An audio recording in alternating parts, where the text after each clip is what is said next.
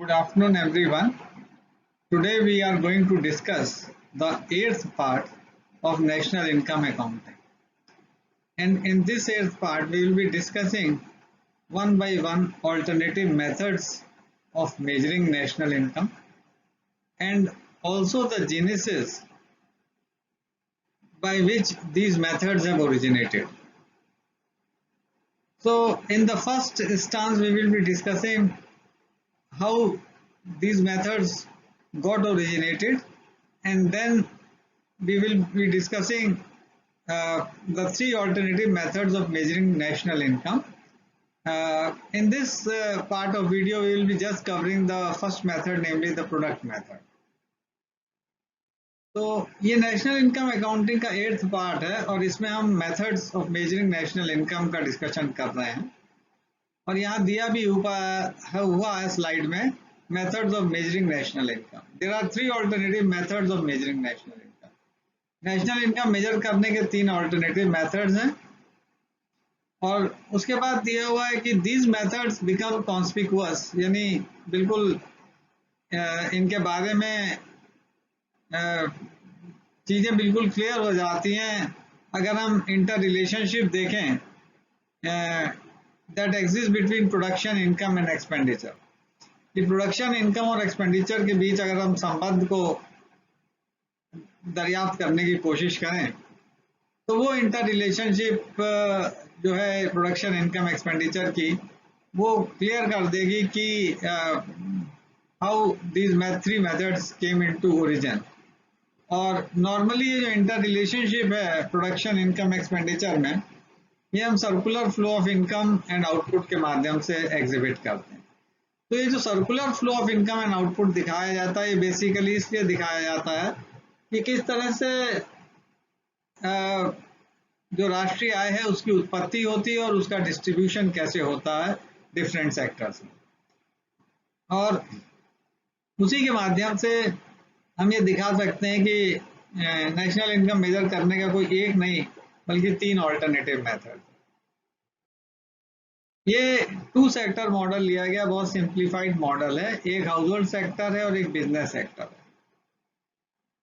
H house hold sector है, business sector right hand side पर है और बीच में एक कैपिटल मार्केट दिया हुआ है जो हाउस होल्ड और बिजनेस सेक्टर को कनेक्ट कर रहा है.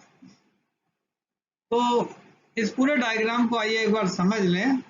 पहले हम बाहर की लाइनों को लेते हैं जो ब्लू लाइंस हैं यहाँ, और वहां पे हाउस होल्ड सेक्टर से शुरू कर रहे हैं. Household sector owns different factors of production. Factors of production को यूजुअली 4 तरह के फैक्टर्स ऑफ प्रोडक्शन बताए गए हैं: लैंड, लेबर, कैपिटल और एंटरप्रेन्योरशिप. लैंड के ऊपर रेंट मिलता है, लेबर पर वेजेस या कंपनसेशन टू एम्प्लॉइज, और कैपिटल पे इंटरेस्ट और एंटरप्रेन्योरशिप पे प्रॉफिट. तो household sector owns this factor of production. They provide this factor services to the business sector. तो ये एरोज देखिए मार्क्ड है household to business sector. ये रियल ट्रांसफर ऑफ रिसोर्सेज है from household to the business sector.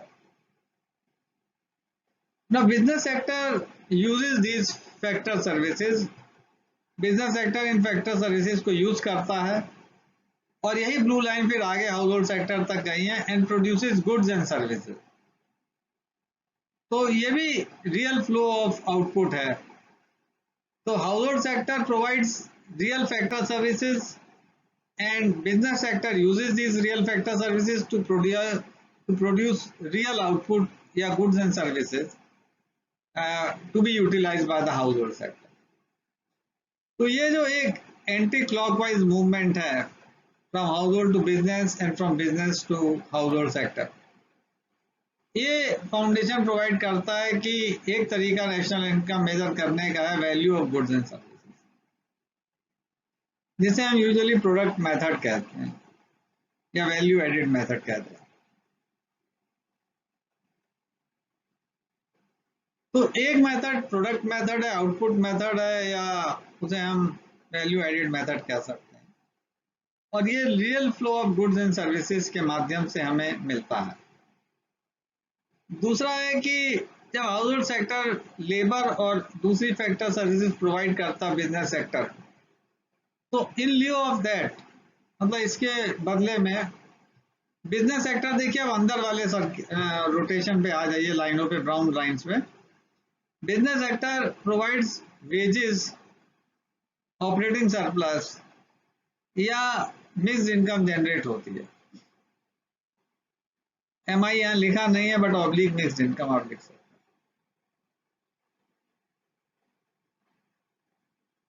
House hold sector wages, operating surplus को use करता है।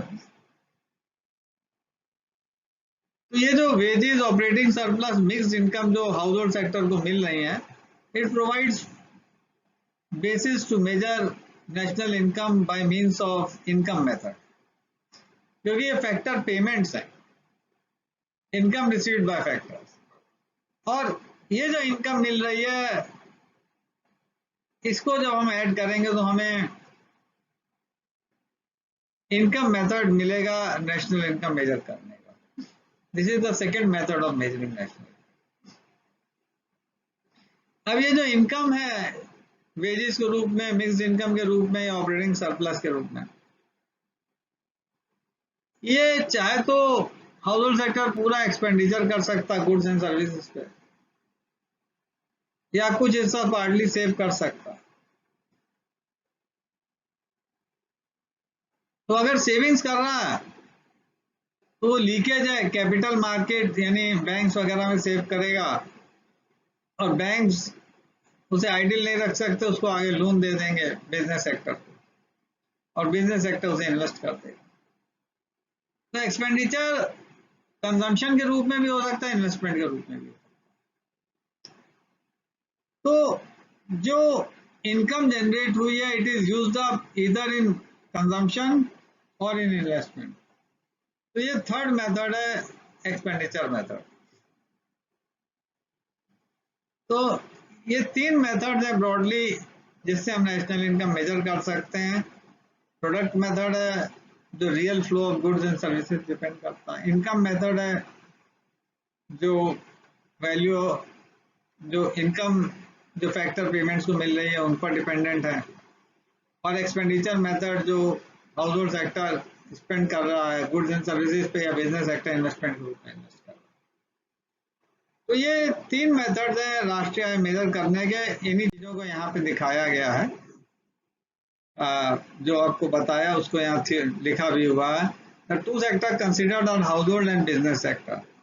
Household sector owns factors of production, land, labor, capital, entrepreneurship, which are utilized by business sector to produce goods and services for the sake of consumption of household.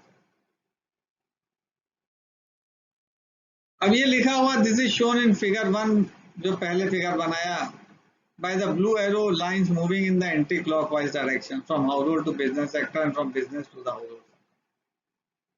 The very act of producing goods and services by the business sector gives birth to the most basic method of measuring national income and is called product method या value added method.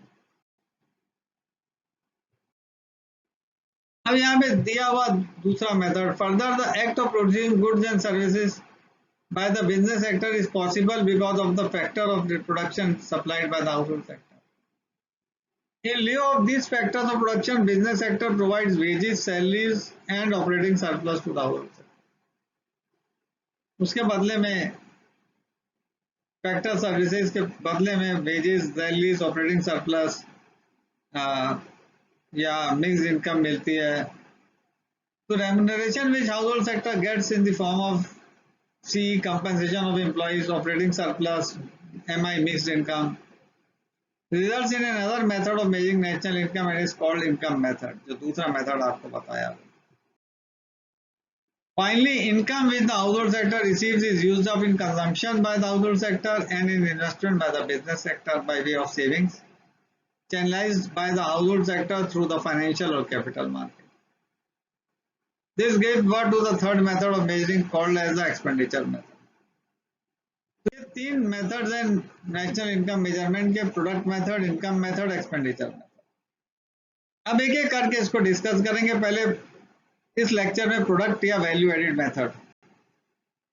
अब हमने आपको पहले भी बताया था कि जो वैल्यू एडेड मेथड है इसमें हम gross value added basic prices निकालते हैं और हर यूनिट के लिए निकालते हैं जो 11 ब्रॉड कैटेगरीज के अंतर्गत आती हैं। All units covered under 11 broad categories, और ये ब्रॉड कैटेगरीज पहले भी बता चुके हैं। Agriculture, forestry, fishing. एग्रीकल्चर में इरिगेशन इंक्लूडेड है और इरिगेशन का डाटा नेशनल अकाउंट स्टैटिस्टिक्स में एग्रीकल्चर, फॉरेस्ट्री, फिशिंग के साथ में दिया रहता है। तो जहाँ आप क्रॉप प्रोडक्शन देखेंगे वहाँ इरिगेशन का डाटा मिलेगा और उन दोनों को जोड़ के पूरा जो है क्रॉप प्रोडक्शन का डाटा बनेगा। माइनिंग एंड क्वायरिंग है और मैन्युफैक्चरिंग है, electricity, gas, water supply and other utility services. Construction है, 5 यहाँ पे हो गए। छठा trade, repair, hotels and restaurant, बहुत बड़ा सेक्टर है ये भी। Trade, repairs, hotels and restaurant. फिर transport, storage, communication and services related to broadcasting, ये भी बड़ा सेक्टर है। Transport, storage, communication and services related to broadcasting. Financial services है, ये भी बड़ा सेक्टर है। Real estate, ownership of dwelling and professional services, public administration and defence, other services. तो 6 ये हैं, 6 और 5 11 टोटल हो गए। तो ये 11 ब्रॉड कैटेगरीज हैं और इसमें जितनी यूनिट्स आती हैं उनको कंपाइल करते हैं और उनका सम करते हैं, तब हमें gross value added at basic price मिलता है। यहाँ लिखा gross value added of all units in each 11 sub sectors is estimated as the difference between gross value of output and value of input, और इन वैल्यू ऑफ इनपुट्स को intermediate consumption कहते हैं। तो sum of gross value added of all units gives gross value added at basic prices since net of production taxes are included in GV, यानी production taxes अलग से नहीं add करने हैं या प्रोडक्शन सब्सिडी घटानी नहीं है, क्योंकि नेट ऑफ प्रोडक्शन टैक्सेस उसमें सम्मिलित रहेगा पहले से। तो gross value added equal to gross value of output minus intermediate consumption. यहाँ लिखा gross value at basic prices equal to gross value of output minus intermediate consumption of all units, और उसको सम कर देंगे तो we get GV at basic price. The product method directly give GV at basic prices. अब GDP at market price निकालना है, तो GDP at market price equal to जीवी at basic price plus net of product taxes. Net of product taxes मतलब product taxes minus product subsidy.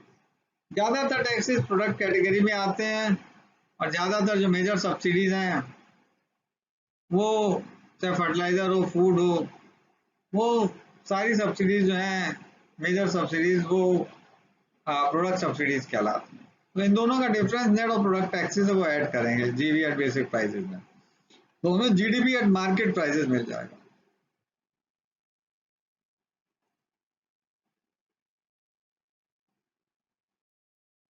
अब इसके बाद हम ग्रॉस नेशनल इनकम निकाल सकते हैं, GDP at market price plus net of primary income receivable from rest of the world.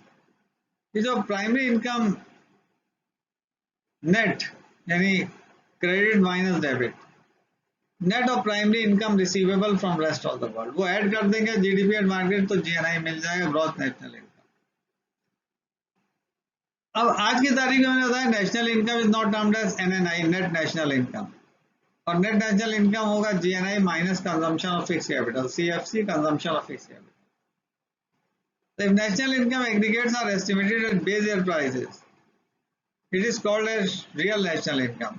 अगर हम बेस ईयर प्राइसेस पे निकालते हैं 11-12 के, तो वो रियल नेशनल इनकम कहलाएगी, और अगर हम करंट प्राइसेस पे निकालते हैं तो वो नॉमिनल नेशनल इनकम कहलाएगी, नॉमिनल। तो ये प्रोडक्ट मेथड है नेशनल इनकम के मेजरमेंट का। अब इनकम और एक्सपेंडिचर मेथड और बचे जिनको हम कल आगे डिस्कस करेंगे। तो आज का लेक्चर आपको हम यहीं समाप्त कर रहे हैं, और अपना इसका फीडबैक दीजिएगा। और आपको बहुत बुनियादी चीज़ें हमने बताई हैं, circular flow of income two sector में क्या है, और alternative method national income measurement के ओरिजिनेट कैसे हुए सर्कुलर फ्लो से वो आपको बताया है, और प्रोडक्ट मेथड का डिस्कशन बताया। ये तीन चीजें आप ध्यान रखिएगा, याद रखिएगा। और ग्रॉस वैल्यू एडिट पहले निकालनी, फिर जीडीपी निकालना है, फिर जीएनआई और एनएनआई निकालना। तो good wishes, good luck, good bye.